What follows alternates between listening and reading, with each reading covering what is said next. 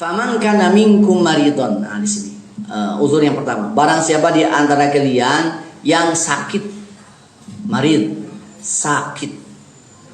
Sakit itu mafhum lah.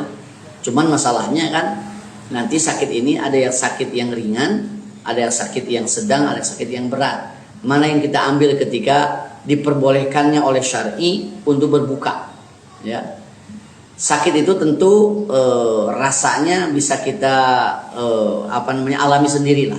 Apakah sakit yang kita alami ketika Ramadan kalau di bawah saum ini akan memudaratkan sakitnya tambah atau malah mengancam jiwa?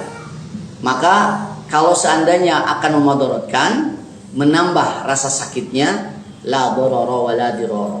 Tidak boleh membahayakan diri, tidak boleh membahayakan orang lain. Kemudian maqasidus syariah di dalam Islam itu yang pertama adalah hifdzuddin, yang kedua adalah hifdzun nafs. Kan ada 5 ya. Maqasidus syariah, tujuan dari syariat Islam itu, semua syariat yang ada dalam Islam itu tujuannya ada 5. 1, hifdzuddin, menjaga agama. 2, hifdzun nafs, menjaga jiwa ya.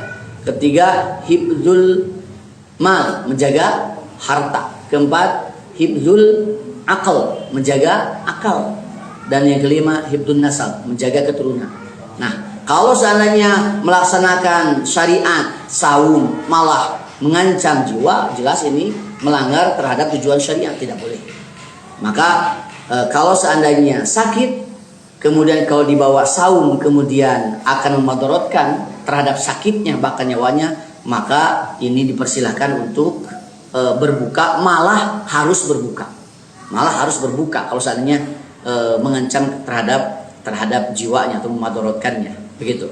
Tetapi kemudian kalau seandainya sakitnya itu malah bagus di bawah saum, maka mungkin rekomendasinya, apalagi kalau konsultasi ke dokter ya, sumu tasihhu, saumlah kalian akan sehat. Ada sakit yang kemudian ketika dibawa saum jadi enak gitu, seperti sakit beberapa orang yang mah gitu ya, ternyata ketika dibawa saum malah lebih enak, malah tidak kambuh mah. Nah itu dipersilahkan.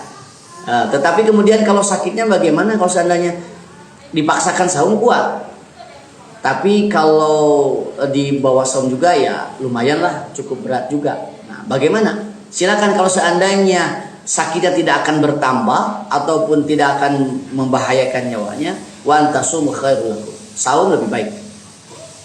Dipersilahkan. Yang kedua, mohon maaf, dari marid ini bisa dilihat ya, dari maridon, bagaimana mengganti saum Ramadan yang ditinggalkan karena sakit. Fa'iddatum min ayyamin ukhra. Ya, sebagaimana disebutkan dalam ayat, "Faman kana minkum maridun aw 'ala safarin fa'iddatum min ayyamin ukhra." Sakit itu fa'iddah, diganti min ayyamin ukhra, dari hari-hari yang lain. Jadi namanya apa? Qadha. Ya, namanya qadha. Diganti di hari-hari yang lain. Sakit jangan dengan fidyah. Tidak boleh dengan fidyah. Saya mau males qadhaan mah. Kadang suka lupa, sekarang juga kemarin sampai beres Sya'ban masih ada hutang. Nah, itu bukan alasan.